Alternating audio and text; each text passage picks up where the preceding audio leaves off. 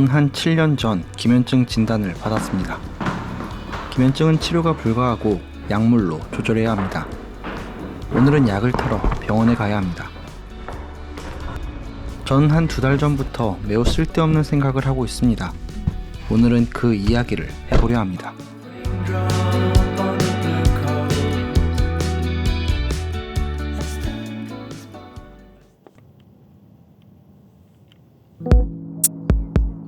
여러분은 죽음을 어떻게 생각하시나요? 저는 최근 죽음에 대해 생각하기 시작했습니다.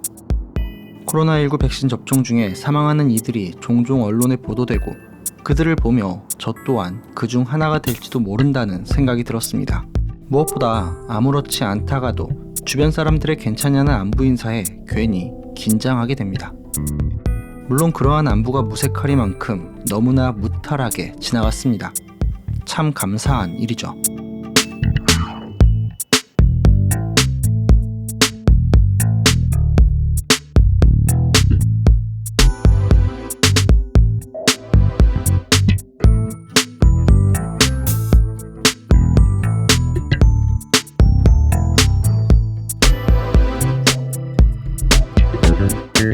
그러다 저와 비슷한 고민을 했던 한 분을 만나게 되었습니다.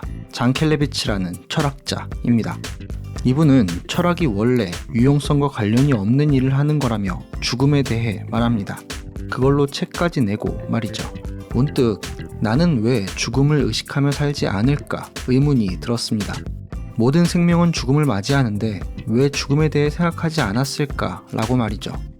저는 무의식적으로 죽음을 끝이라 생각했던 것 같습니다. 그리고 그 끝을 멀리 두었죠. 저의 인생은 언젠간 끝나겠지만 그 끝은 어느 누구도 알지 못합니다.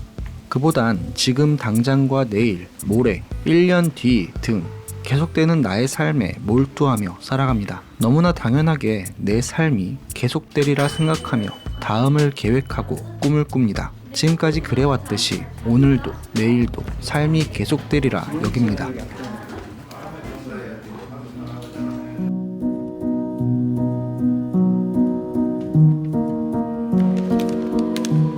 이렇게 보면 인간의 삶은 연속과 불연속 사이에 있는 듯합니다. 나이가 들어가는 것과 같은 삶의 연속과 죽음이라는 불연속 사이이죠. 물론 엄밀히 보자면 인간의 삶은 불연속입니다. 우린 모두 영원할 수 없고 한계가 있습니다. 죽음이라는 불연속이 언제 찾아올지 알 수 없어 그나마 지금 계속되는 것 같은 내 삶에 몰두하는 일이 인생이겠죠. 이렇게 불연속을 인정하지 않고 삶의 연속에 매달리는 것, 이게 우리의 죄이자 오만이며 나 자신을 부정하는 일이 아닐까요? 물론 우린 죽음에 대해 할 수 있는 말이 없습니다. 그저 주변에 일어나는 죽음에 대해 말할 뿐이죠. 그래서 잔 켈레비치는 우리가 죽음을 타인에게 떠넘기고 있다 말합니다. 그리고 그런 모습이 우리의 본질적인 기만이라 말합니다. 결국 아무것도 말할 수 없으면서 뭔가 있는 척 하는 거죠.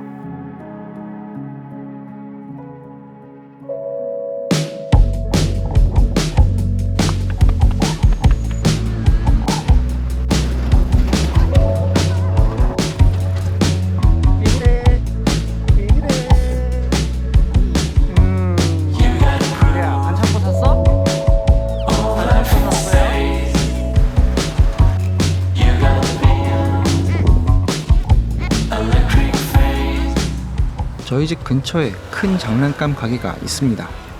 일에는 매주 한 번은 이곳에 출석합니다. 이래야 그거야? 부피가 큰 장난감이 이미 너무 집에 큰데? 많이 있습니다. 제 한 몸 누일 곳도 없을 만큼 말이죠. 그러나 일에는 마음이 넓고 멀리 볼 줄 아는 아이입니다. 분명 우리 가족은 장난감 창고를 만들 만큼 큰 집에 살게 될 겁니다. It's gonna be alright. How can you tell? Yeah, yeah. I feel it in my heart. Yeah, yeah. It's gonna be okay. 아이를 키우다 보면 자기 기만의 모습을 많이 보게 됩니다. 부모이긴 하나 답을 알 수 없고 그럼에도 무언가 말은 해야 합니다. 답은 말할 수 없지만 그렇다고 거짓을 말하는 것도 아닙니다. 적어도 내 생각에 충실하고 그걸 표현할 수 있어야 합니다.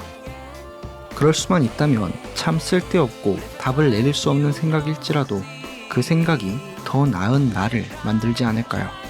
그땐 자기 기만이 아니라 자신의 진실함을 보여줄 것입니다.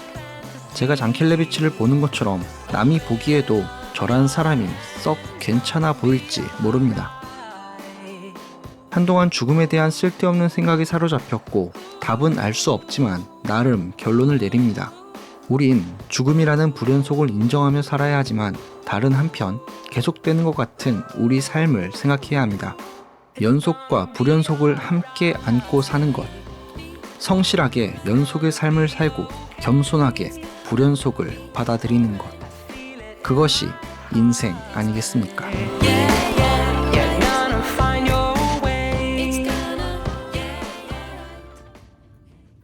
주차 타워 마음에 들어?